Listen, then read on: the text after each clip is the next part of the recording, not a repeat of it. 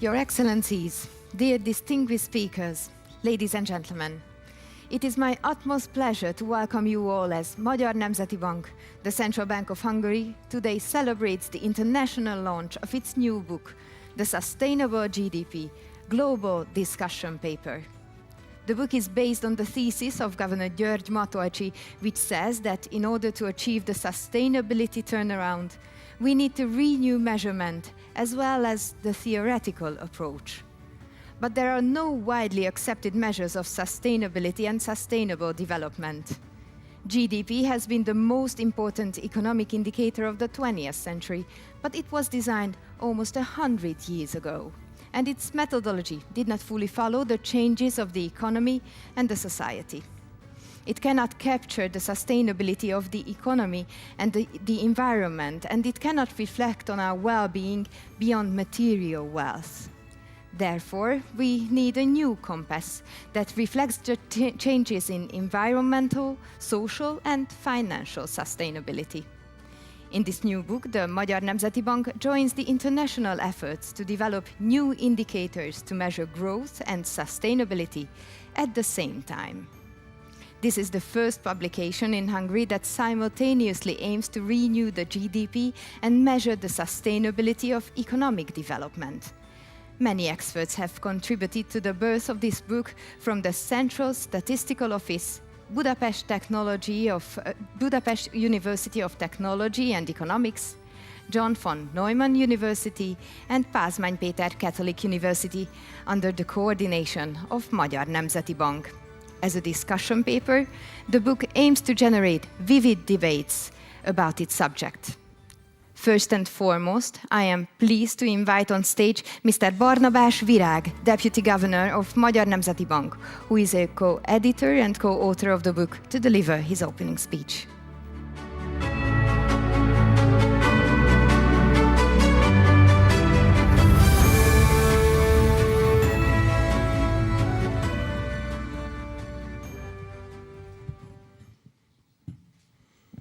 Good morning, ladies and gentlemen, distinguished guests, dear colleagues.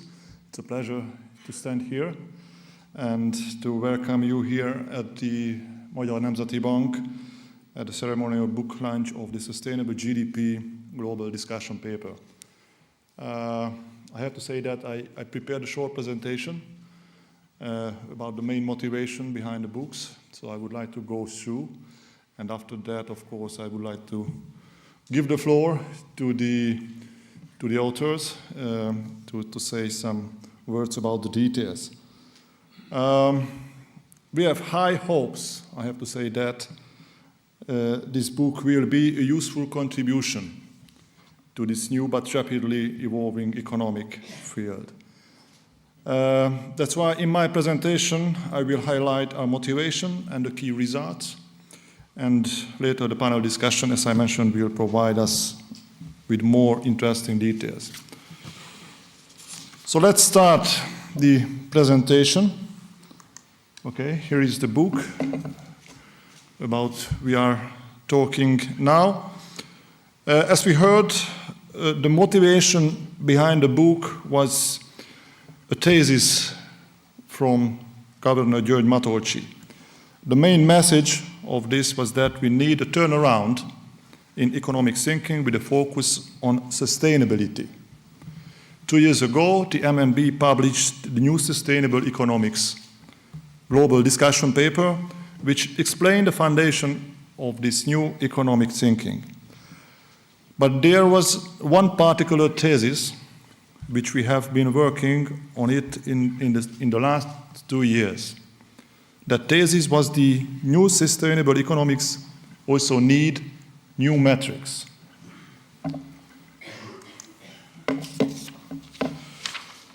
So let's go back into the history. Why do we need new metrics? Because the revolution in economic theory and measurement has always gone hand in hand during the previous great innovation of economics.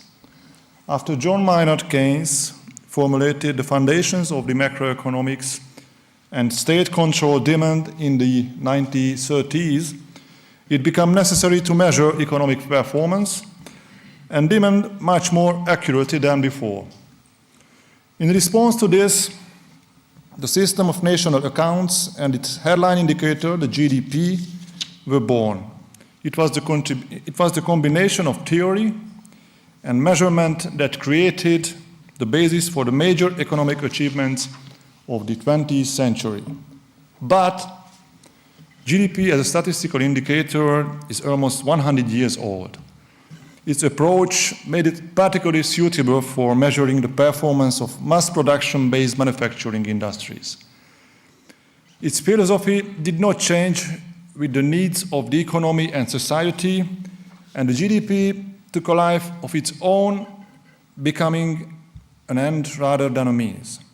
However, by the end of the 20th century, the outdated metric fueled outdated economic strategies. As a result, the economic model of the 20th century, measured by GDP, depleted environmental resources, indebted future generations, and created unsustainable social tensions in many places. To change our mind, we must change our objectives as well. But how to do that? What are the shortcomings of the current GDP metrics? As the chart suggests, GDP can measure well the levels and prices, the value added of the economic output, especially in the case of linear value chains. But it cannot measure well the newest economical activities, such as digital services and sharing economy, innovation, and income distribution. It's only a theoretical issue, but it also reflects the data in some cases. Let me mention only Ireland, which relies on IT industries and foreign companies more than any other countries. And in 2015, the statistics show an unexpected 25% GDP growth. According to the Irish Statistical Office, the unprecedented increase in GDP in 2015 is due to the globalization activities of a very small number of companies. So it's just an example. But there are other areas of our life and economies which are important for sustainability and well-being. But GDP cannot measure them at all. These are the state of our environment, our health and family status, and more subjective areas like freedom, happiness, and self-realization. Why we cannot expect GDP to measure all of these? We all know that these are at least as important for high-quality life as material wealth.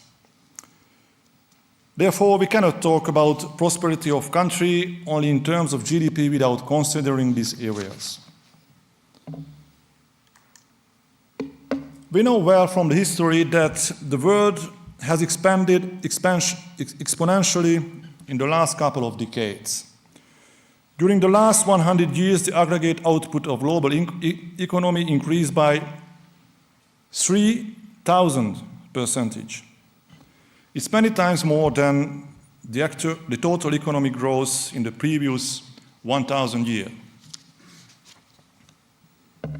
Looking ahead, however, the main question is whether exponential growth is achievable in a constrained environment. Just an example. If the world economy will grow at the same pace than in the last 30 years, 3% per year, then by 2100, the global output will be again 9 to 10 times larger. But we don't know whether the planet Earth will be able to support such a level of production and consumption. I don't know the answer, but it's more than alarming than already right now we overuse the ecological capacity of the Earth by at least 70% every year. Another issue is the climate. In the last 9 years, the 9 warmest years in history. We know well this chart in the last couple of years. The consequences are very damaging. we can see warm summers, floods, fresh. It's hard to get fresh water in many countries. Why we can see damaging outcome on the agricultural production. The third element is the demographic trends we can see nowadays. The third barrier to the long-term GDP growth are the demographic trends. The fertility rate in many countries decreased significantly below 2, which means that the population will decrease continuously. It's absolutely a new period in the human history. Previously, it was true only for the most advanced economies like Japan, but now it has become the reality in emerging countries as well, like Hungary and even China. Apart from short period of crisis, the history of mankind and the history of individual countries has shown a continuous increase in population. So that's why I'm saying it's a new period in the human history. A trend-like decrease that cannot be explained by external causes has never occurred before. Therefore, its economic effects are an unknown territory. At the same time, the birth rate of some countries, mainly in Africa, leads overpopulation. According to the projections, Africa's population may increase by 165% until the end of this century. We all see the unsustainability of this if you look at the development of international migration. The fourth element is the financing. The financial side of sustainability receives more attention from macroeconomics than the previous two, but it's still not enough. The data indicate that the world economy can only produce a unit of GDP with more and more debt. The level of public debt in advanced economies reached the previous peak seen only during the World War II. At the same time, the indebtedness of emerging economies and the private sector is higher than ever due to the sophistication of financial markets. But we must raise a question. How can we handle the unprecedented level of indebtedness? The next element of the sustainability is the social pillar. Growing income and wealth inequalities causes tensions in many countries, while it also negatively affects the economic growth potential of individual countries. Global wealth inequality has increased significantly in the recent decades. The Pareto rule still holds. The richest 1% own nearly half of the world's wealth. But it's true in the opposite direction as well. 53% of all adults in the world own only 1% of the global wealth. Greater inequality is associated with lower economic growth through reduced mobility between income classes. Of course, inequality is an inherent part of the competition-based economic system, and it's necessary to argue people to better performance. However, excessive and justified inequality limits the development of the potential in people, both as individuals and in terms of human capital. We have to say that there are some solutions on the playing field. In the last couple of minutes, we reviewed the potential barriers of economic growth. It clearly suggests that we will know more about the underlying economic trends if we combine the measure of GDP with the measure of sustainability. There is already a growing literature on this topic, and the main objective of our project is to contribute to this international effort. I would like to emphasize that this is the first book in Hungary that discusses the shortcomings of GDP and provides new alternatives to replace it in the same value. Here I would like to highlight that this book was prepared as an exemplary cooperation between the Magyar Nemzeti Bank and experts from Hungarian universities and the Statistical Office of Hungary. I would like to thank the authors for their dedicated work. So let's see some results in the final stage of my presentation. So far I have talked about the shortcomings of GDP and the issues which endanger the sustainability of economic growth. But what kind of solution can this discussion paper provide for these questions? Well, we developed not one, but two alternative methods to combine the measurement of economic development and sustainability. Why two? Because we believe that in this part of the development of new ideas and new metrics, all approaches should live next to each other. There are no one solution. They should compete and evolve, and we will see in 5 or 10 or 20 years which one will win. And let's not forget that this is a discussion paper, and for any discussion we need at least two opposing ideas. Let's see the first alternative. This is the MNB Sustainable Growth Index, which is a composite indicator, like, for example, Human Development Index.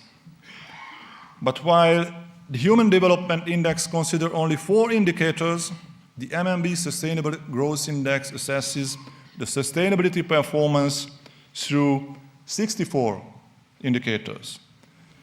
This framework can show the relative position of the countries to each other, but cannot be translated into actual income level. The second approach can be translated into the actual income level, so it's directly comparable to the GDP per capita. Therefore, it can mostly consider the economic dimensions with one additional factor: the environment. It is therefore possible to calculate what the value of GDP would have been at each point in time if the economy had been on a sustainable path along the 5 examined dimensions. That's why we call it Sustainable GDP.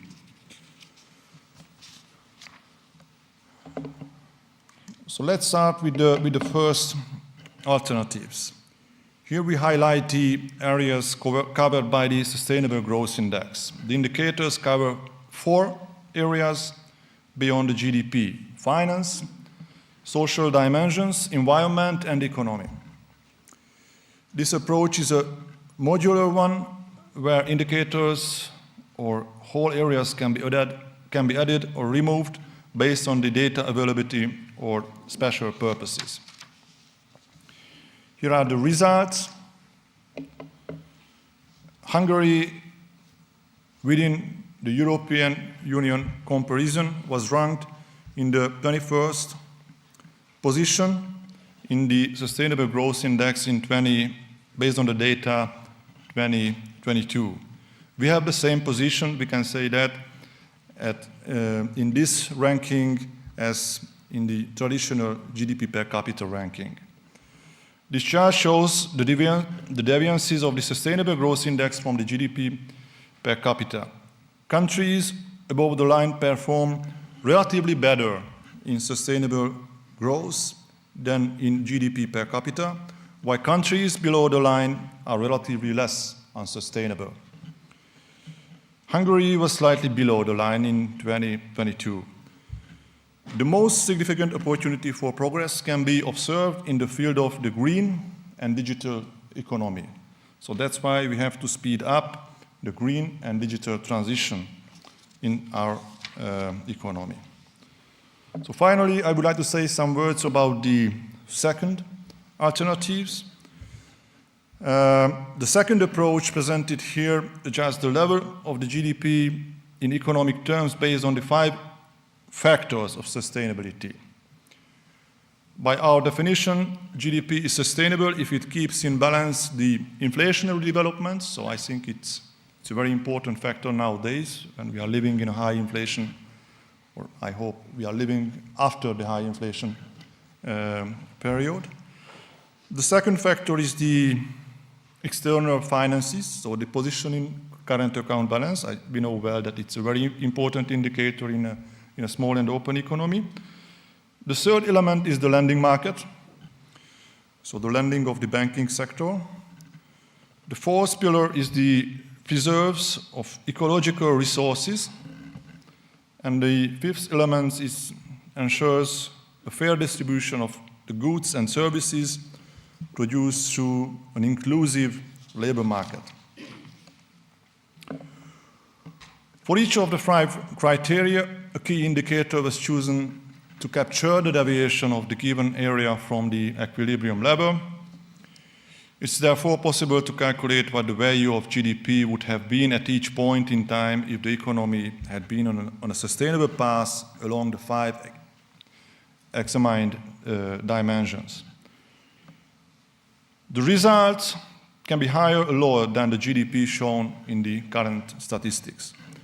It's lower if the economy expands faster than the sustainable path, which could lead to imbalances, and higher if the economy did not exploit its equilibrium growth potential. The advantage of the methodology is that we obtain results that are comparable in time and space for all 27 countries of the European Union.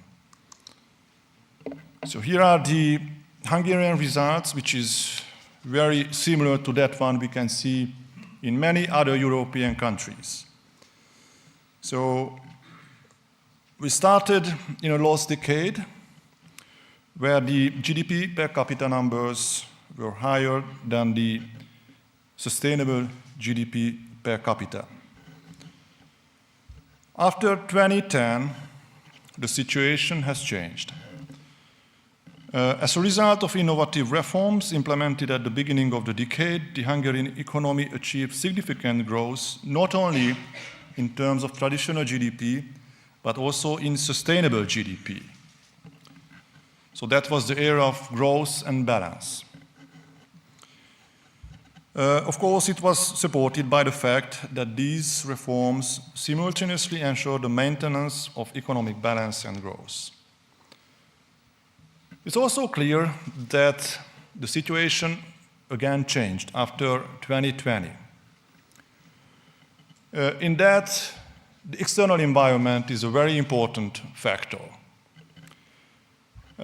This decade has a very different character than the last one. In the last 4 years, we faced with a COVID-19 crisis, we faced with energy crisis, we are facing with geopolitical tensions, and we can say that these new crises attack the European and also the Hungarian economy at very sensitive points, changing the balance between the GDP and sustainable GDP trajectory.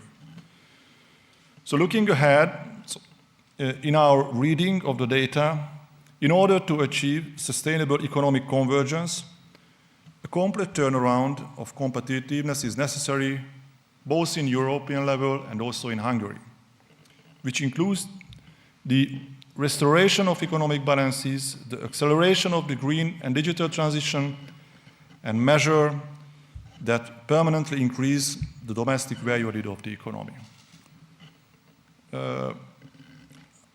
In the last week, or maybe in this Monday, we heard in a conference that the government is preparing for a reform in the field of competitiveness. So looking at the data we have nowadays, I think it's a high time. So I think it's pretty important for Hungary, and also, of course, it's pretty important for the European economy to deliver bold, competitive reforms. So that's why we are very open to look at the details. We are very open to look at those reforms the Hungarian policymakers will implement in the next couple of months, because without that, I think the sustainable growth path of the Hungarian economy would be much lower than otherwise. So my final words goes to the authors. So again, I would like to thank all of your efforts in the last 2 years. I hope that we added some new thoughts, some new metrics to this debate we have nowadays globally, we have nowadays in Europe and here in Hungary about the sustainable economic growth performance. And of course, I personally hope I will benefit a lot from that discussion we will have in the stage in the coming minutes. So that was the main messages of the paper in a nutshell. Thank you again for your attention, and we are ready for the next panel discussion. Thank you very much.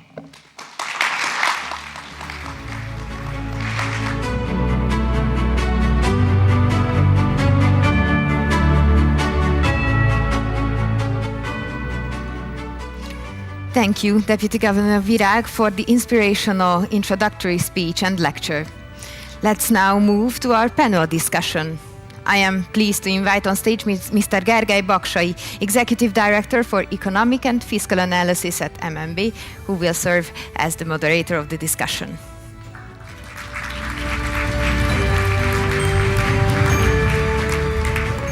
And now let me call on stage our distinguished speakers as well. Mr. Raekwon Chung, the Board Director at Ban Ki-moon Foundation for a Better Future.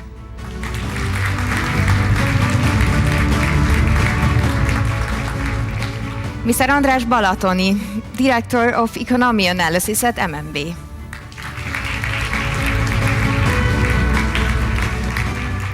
Ms. Lilla Sarolta Bánkuty-Balogh, Master Lecturer at MNB Institute.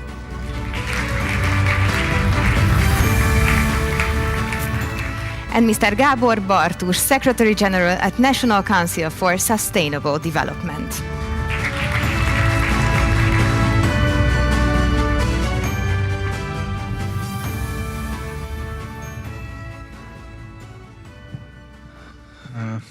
Dear panelists, dear guests, dear deputy governors, we heard our motto that new economics needs new metrics. The presentation of the deputy governor explained why we need these new metrics in line with the theoretical revolution of economic thinking and what should be the foundation of these new metrics. And why not we call it Sustainable GDP.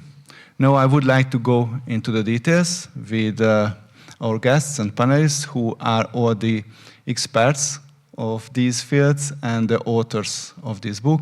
We also welcome the other authors in the audience. First, I would like to turn to Mr. Raekwon Chung. Dear Mr. Chung, you are an internationally renowned expert of sustainable economic growth, and we are very happy that you accepted our invitation and you contributed to the discussion paper. As a general introductory question, how would you define the differences between growth and sustainable economic growth? First of all, good morning, and it's my great pleasure to join this very meaningful historic exercise, launching a pioneering initiative from the MNB Bank of Hungary, the country of many Nobel Prize winners, and a very high level of intellectual capacity. And regarding your question, I think it was already explained by the Deputy Governor that we are entering into a new stage where quality matters rather than quantity. When we were measuring GDP, the quantity matters. So when we had a very low level of income, then increasing quantity was quite meaningful. And also at that time, we had a huge biocapacity and the social flexibility. But now, as the income goes up and up, and the 30 times from the AD, so then now the quantity actually, after the 70s, after the golden age of capitalism, entering into 80s and 90s, then when we increase the quantity, actually the quality of life goes down somehow. So virtuous cycle between economy, society, and ecology of good cycle before 1970 now turned into a bad cycle. As we push the quantity of economic output, then the quality of our ecology and society is going down and is getting worse and worse. So now the whole meaning of this exercise, changing our perspective from quantity to quality. The second is that we have to change our time horizon from short-term to long-term. We have been only year by year GDP, but now we have to look into the long-term perspective. And also I think this sustainable growth is a very ingenious idea that we have to look at the flow, not only the stock, and also dynamic and rather than just static. So this is an effort to capture the flow and the dynamic situation. Actually, I proposed the idea of green growth in 2005, based on the same idea that we have to focus on quality and also the flow, not only just stock. So that was the idea of ecologically sustainable growth.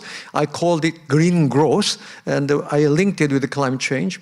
So now I think the meaning of this exercise of sustainable GDP, sustainable growth, is trying to capture the stock and flow at the same time. So this is a very innovative idea, very creative. And no other government or no other organizations have tried it. And I really applaud the ingenious exercise of the MNB Bank and our colleagues who worked for this book. And I really applaud their huge exercise to come up with very concrete data to give this very meaningful messages to policymakers. I will stop here. Thank you. Dear Mr. Chung, thank you for your kind words. Now I would like to turn to Gábor Bartus. You are the author of the chapter on the various conceptual approaches of measuring sustainable GDP in many different ways, in many different countries and institutions. Some call it the Beyond GDP project. How could you summarize the essence of these approaches? It's a very difficult thing to summarize because we have very different approaches to that. So it's very hard to say something in a nutshell for this question, but it's very important that not the GDP is a bad measurement. All questions are changed. So a measurement is based on what questions we have. And all questions is different than 100 years ago or 50 years ago. This is the basic problem. And this new questions is very hard to answer based objective data. What is the value of our network of friendships? Because it's a very important element of my well-being, of the well-being of the people, but it's very hard to measure.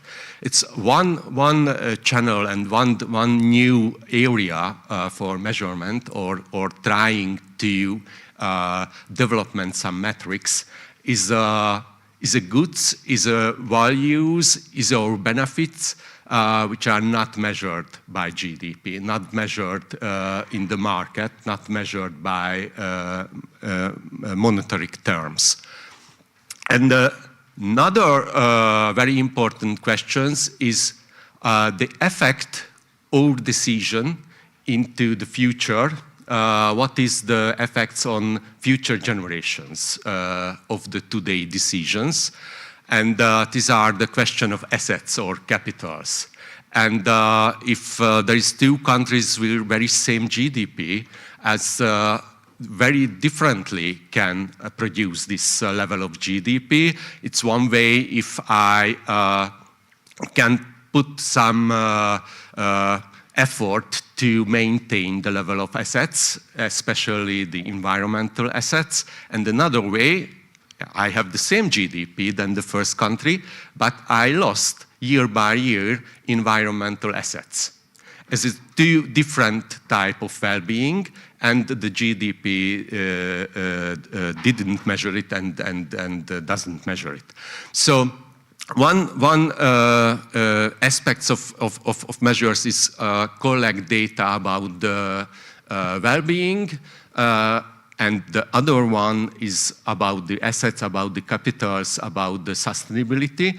And we can combine, of course, these three things, the GDP, the other elements of well-being, and the elements, aspects, and factors of sustainability. So, for example, the sustainable GDP can put together some elements, all of the three things. It's a very exciting experiment, for example. And the second diversity of measuring beyond GDP is the methods. We have a composite indicators. We have performance indicators when we have goals, for example, in the Sustainable Development Goals by United Nations, and we can measure the distance from our goals. And the third one is the monetized indicators, for example, and so on. And different researchers, different institutions are searching the answers in different areas, and we have not a best and only best solution for that. It's a very interesting searching experience. The problem is that perhaps we will find in the future a good answer for that, but the next generation will have another questions, and the whole process is starting again and again. Thank you. Thank you very much. You touched the topic about which Lilla, with her co-author, wrote a whole chapter, and that is that GDP can measure only material wealth, but not well-being. What kind of non-material dimensions are the most important in your approach, Lilla? That's my question to you. Yeah, thank you very much for that question. So, as it has been stated before, Simon Kuznets, father of the GDP, famously said that the GDP was not a measure of well-being.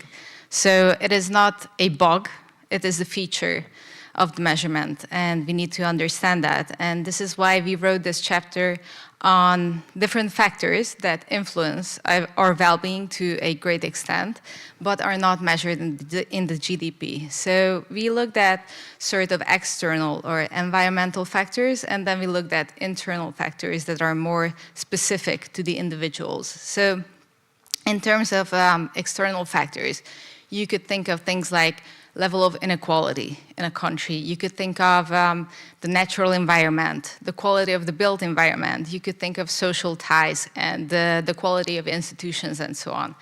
And when we look at sort of more personal internal dimensions, that is when we come to the non-material part, because there is a number of factors that influence your well-being that are not material. So for example, you could think of personal attributes, your genetic predisposition to experiencing well-being, your age, your gender, but also your values and attitudes to life, your health status.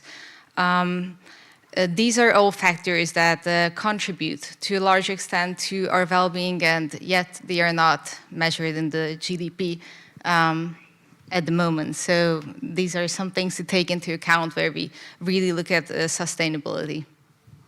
Thank you very much. Everything you said, all of you, points towards one direction, that we need new metrics. András, you coordinated the development of one of the new indicators presented in the book. Could you tell us something about your goals during the development, whether you added well-being to GDP or sustainability to GDP in your approach? First of all, thank you very much for having me, and that was really an honor to be part of that wonderful project. So that we have learned a lot, definitely.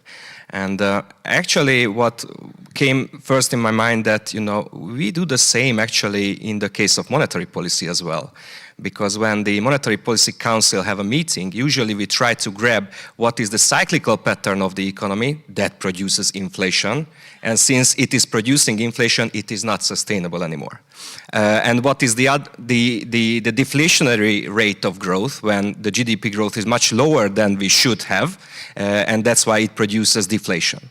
And that is the so-called output gap. We are talking a lot about it, but actually, you know, that is some kind of metrics that should be used in order to grab the sustainable GDP. But that is only one dimension of sustainability and GDP sustainability. That is the equilibrium of the product market. So our potential GDP growth shows, or potential GDP shows the level of GDP which is equal to a natural level of GDP that does not produce any inflationary or disinflationary pressure.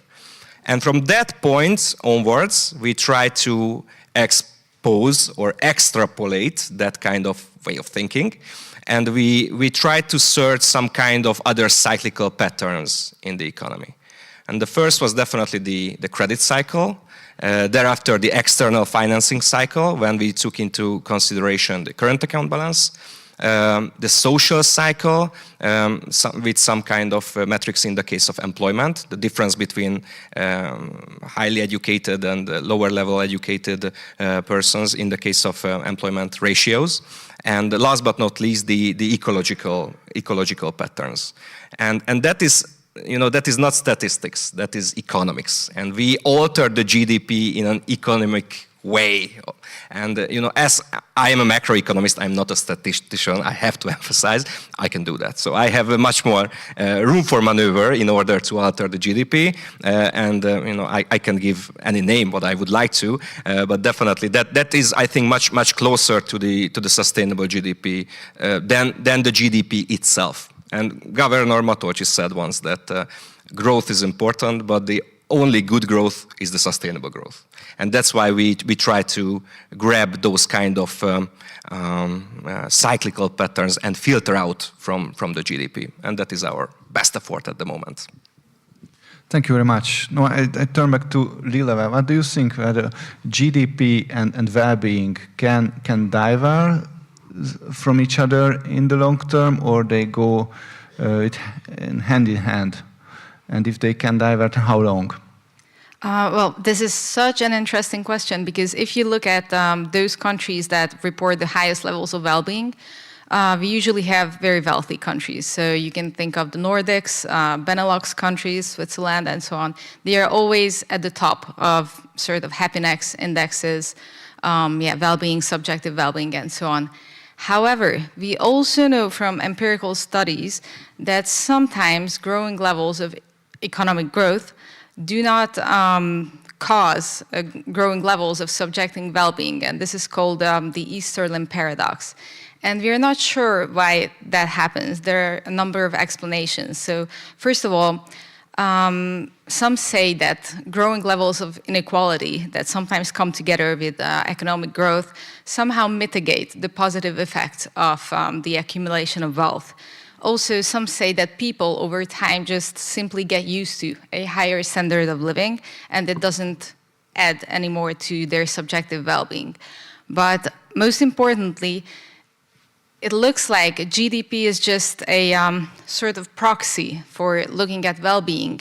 And as Mr. Chung said, the more developed an economy is, this proxy gets ever less accurate. It gets looser, and after we have fulfilled needs of safety and physiological needs and so on, and we are already living in a wealthy country, incremental growth in wealth doesn't necessarily translate into well-being. And of course, we could think of many activities that are actually detrimental to people's well-being that are included in the GDP. I don't know, polluting activities, producing weapons, and so on. Thank you very much. I have to emphasize that the first alternative presented in the book tries to encapsulate all of the dimensions you have just mentioned. Now I would like to turn to Mr. Chung and to Mr. Bartus as well, because you know many of the projects all around the world aiming to develop new metrics instead of GDP. Mr. Chung, both of you follow the birth of this book from the beginning, and you are authors of the book. Where would you put the efforts of the authors on this book and the outcome of the project in international comparison? Mr. Chung. Okay, thank you. Yes, there has been a lot of attempts, as was also introduced by the Deputy Governor, UNDP, OECD, and many other experts have tried to replace and go beyond the GDP. But the beauty of this exercise, sustainable GDP and growth, is not going beyond or replacing it, but improving it to make it. Because at the moment, I think our conclusion is that replacing completely GDP and going beyond completely, like happiness, progress, that kind of thing is so out of our hand. It's not tangible, very difficult to grasp it. So I think the exercise of sustainable GDP is trying to focus on supplementing the limitations and improving it to capture the harmonizing and balancing long-term sustainability with the short-term GDP.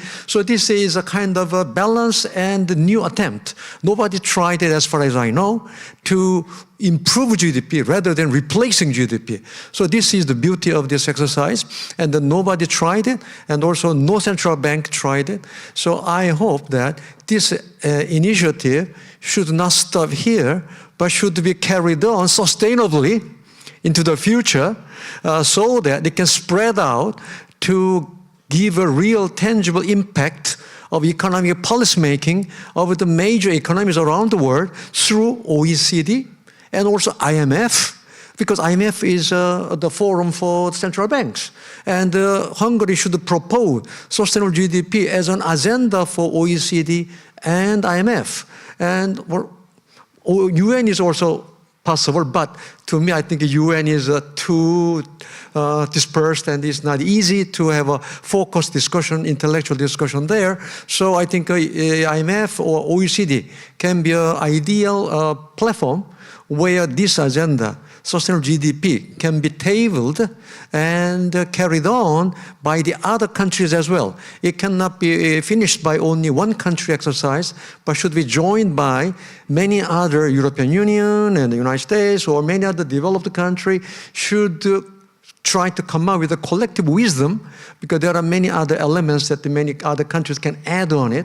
So I'm sure that this exercise is so creative and has a very unique value, and hope that it could land a space in OECD and IMF so that it can carry on sustainably, I think.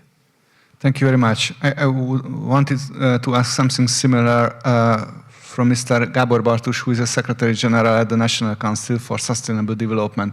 How could we spread out these words in the domestic environment in Hungary?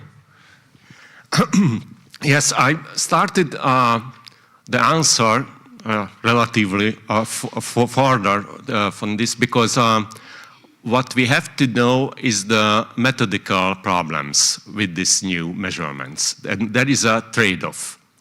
If we want to know more and more about our world, about our well-being, about our sustainability, we will face bigger and bigger methodical problems in the measurement.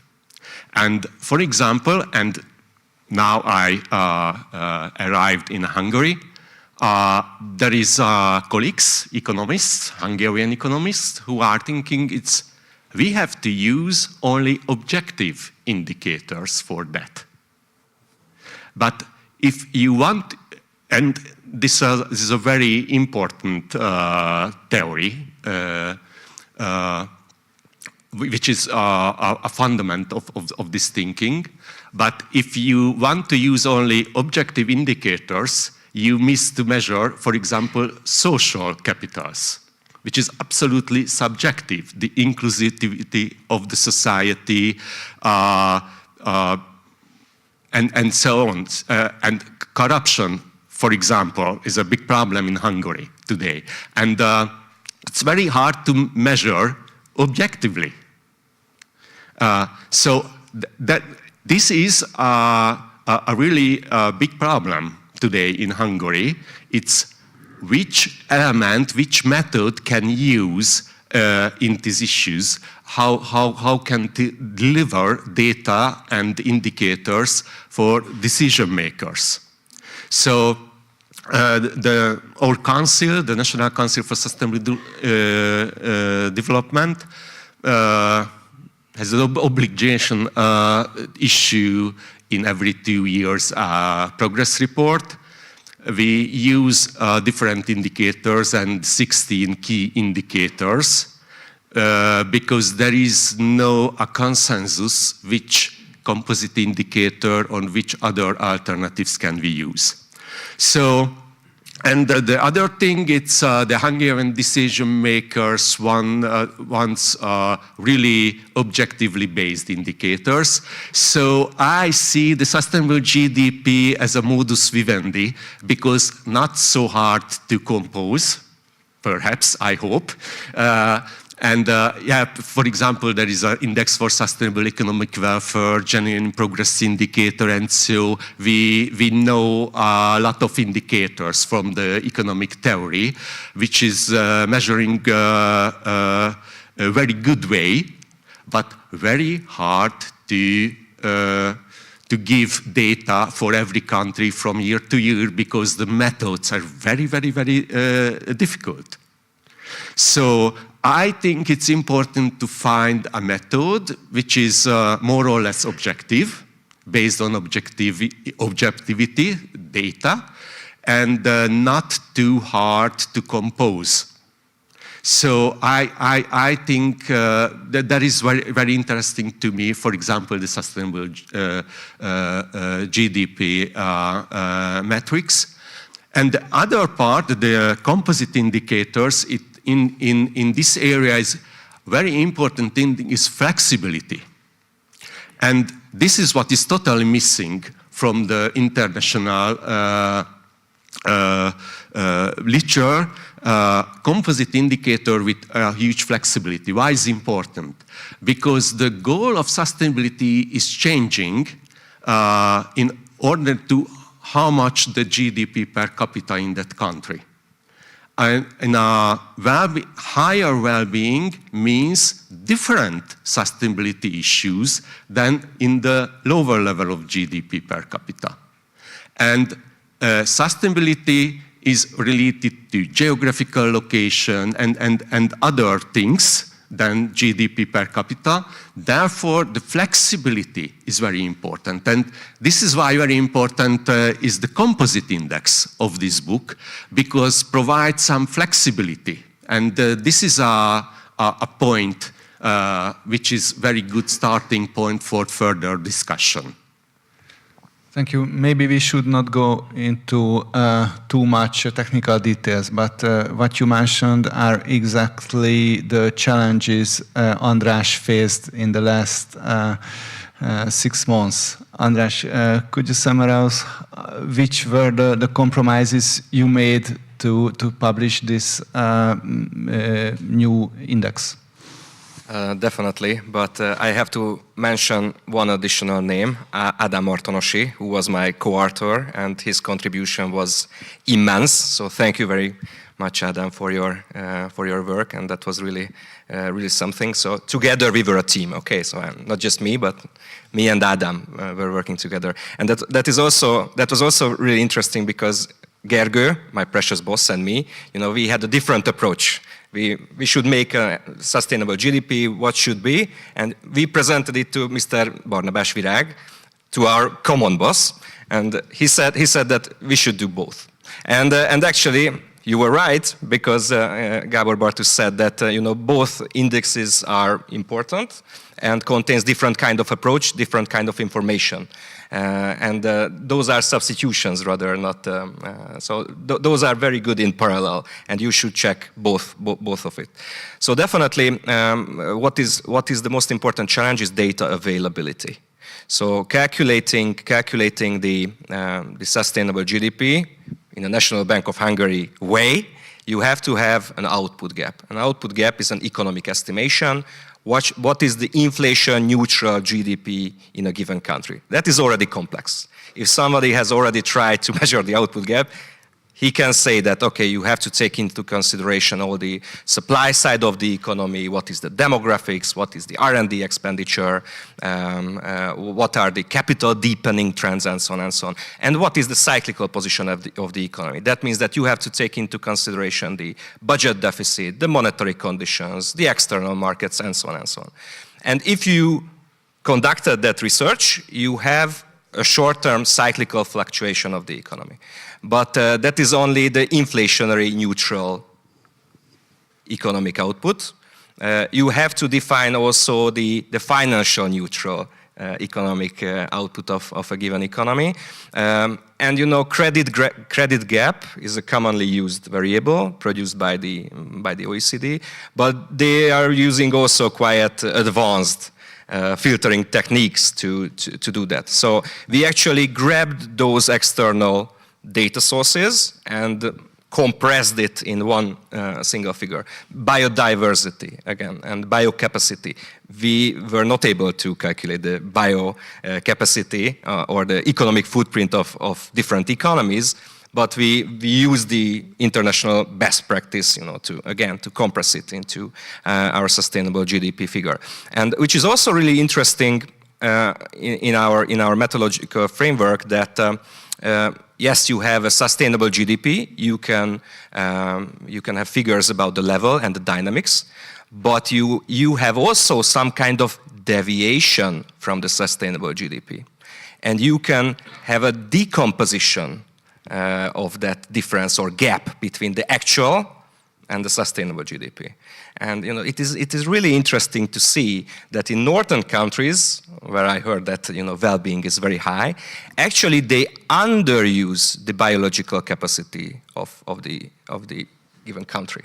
So that means that they have still buffers in order to boost the economic momentum through the ecological footprint. But maybe that's not the way going forward. So I'm not suggesting that is the good policy to exploit every natural resource of the economy. So those kind of deviations from the neutral or sustainable level are also very informative. And yeah, we have nice charts. Hopefully we are going to publish all of them, and you are going to have some insight about the whole European story. So data availability is a very important question, I think. That's why we focus on the European Union. That's one Indeed. of the main reasons, yes. It's one of the last questions. Lilla, you are a lecturer at the Neumann University, as we know. What do you think? Can you add this topic to the curriculum at the university, whether the current students, the younger generation, is open to these topics? I think absolutely. I mean, sustainability is already a big part of the curriculum, and we look at it from different perspectives, from the financial perspective, societal perspective, from geopolitical perspectives. And I think now that we actually have a book that summarizes all of these findings and also has a methodology and an index and the GDP indicator to add to this, I think absolutely this is something that we should be introducing to our students that are also, of course, some of them are working at the bank and they are very interested in becoming economists and financial professionals. So I think it would be a nice thing to have the future generations of students learn about. Thank you very much. We are getting closer to the end of our panel, so I turn to all of you, first to Mr. Chung, whether you have any final thoughts to conclude or to open future discussions, maybe during a cafe, next to a cafe. Yeah, thank you very much. First of all, I'd like to emphasize that this exercise, to me, is really very valuable to me personally, because I proposed the green growth idea. At that time, I gave up to measuring green growth because it is not easy at all. But I came up with a certain idea that maybe we could count some of the waste, which means the emission, like a carbon emission, there are many waste of our biodiversity. These kind of things can be calculated with the market price, some of them, like a carbon emission, for example. If we emitted 1 million ton carbon, then we can calculate it because the ETS price is 100 euros per ton in Europe, right? So we can calculate that kind of damage on ecology by the market price. There are certain elements that could be measured, like objectively. So we can use some of those indicators as a kind of indicator for the whole ecological sustainability. But so I gave up measuring green growth, but I was at that time thinking about we can have two growth. Number one, green growth. The other one is inclusive growth. Inclusive growth, now is World Bank using it. And inclusive means a socially inclusive growth, right? So there can be different economically sustainable growth, socially sustainable growth, ecological sustainable growth. There are different kinds of sustainability there. But this exercise, capturing all three dimensions, even adding financial sustainability as well in this calculation, this is a very unique feature. And so my hope is that this is a very unique initiative. I have not heard of any other central bank doing this. So I hope this exercise should not be forgotten or stopped here, but carried on sustainably, picked up by the international organizations like OECD and IMF. And they should carry on discussing these issues because now we are entering into an era where the political difficulty is getting worse and worse. We are facing very difficult political situations everywhere, and the people are getting more and more crazy about short-term profit, short-term interest. So we are getting more and more focused on short-term interest, and we are losing sight of a long-term, our old future.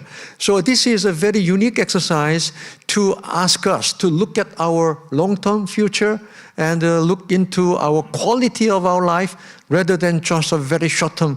So this is a very valuable exercise, and I really hope that this exercise could find a kind of supporter and as an agenda for the international organizations and could be sustained sustainably into the future to carry on. Because this exercise, social GDP, I don't think is just one goal can solve all the problems. It is a process. So it has to be a process that has to be carried on, so that, and also it can be tailor-made to each country, because it cannot be just one SGDP for everybody. So each country can have a very different kind design of their own SGDP ideas. So this is a process triggering, stimulating new thinking and a new vision. So hope that all the countries around the world can pick up and carry on. This is my wish. Thank you. Thank you for the summary. András, I hope you are ready to carry on the work. Definitely. We are more than happy to continue.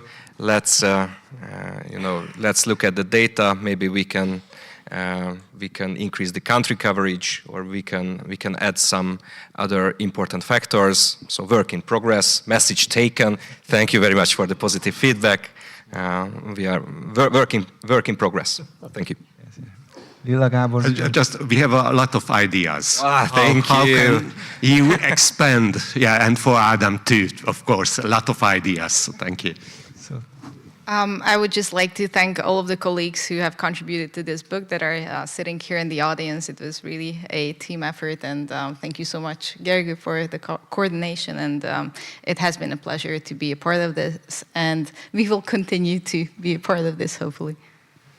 So thank you very much. Thank you for your kind attention. As one of the editors of the book, I would like to take the opportunity to say thank you to all the authors and other contributors to the book from inside and outside of the MNB. And I would like also say thank you to the deputy governors and to the governor for their support and ideas. Thank you very much.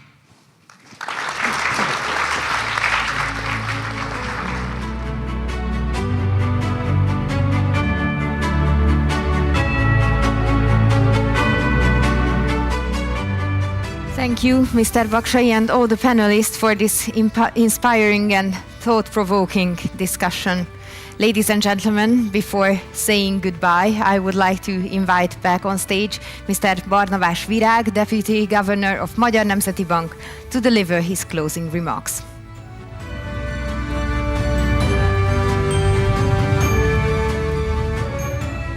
So, ladies and gentlemen, distinguished guests, we are getting to the end of our ceremony. In the final stage, let me add 3 quick comments to the whole event. First of all, I would like to thanks to our participants in the panel discussion. I think we got a lot of very interesting and useful talks for the future works. Secondly, I would like to emphasize that the main motivation behind the book was to make a wake-up call. To make a wake-up call, because we are in the 24th hour, maybe in the last seconds of the 24 hours. So it's a high time to deliver the proper decisions, to deliver a more sustainable economic environment, to deliver more sustainable economic developments in our economies and in the whole world. And I think it's not enough to deliver good decisions. The key is to change the whole mindset behind the sustainable economic development, and the key is to change the key metrics through we look at our economies. So that was the main motivation behind the book we are talking about now. And the third comment from my side is I would like to emphasize again, it's a discussion paper. There is no one fit for all solution. I think it's clear. So that's why I would like to invite everyone to comment, to open a debate about the book, about the topic of sustainable economic developments, how to measure the sustainable economic developments, because we here in the central bank, we still don't know the optimal solution, but we are very open to find the optimal solutions for these questions, and I think it's much easier to find optimal solutions when we are going ahead together. So that's why, again, I would like to invite everyone, all of the Hungarian institutions, to comment our book, to open a debate. We are very open for that. And my final comment is going to the current discussion. So I think a coffee or a lunch is always a good occasion to open a discussion. To continue the debate, so that's why I would like to invite all of you for a coffee and for a lunch to continue the discussion about the topic of sustainable economic development. Thank you very much for coming, and thanks for your attention.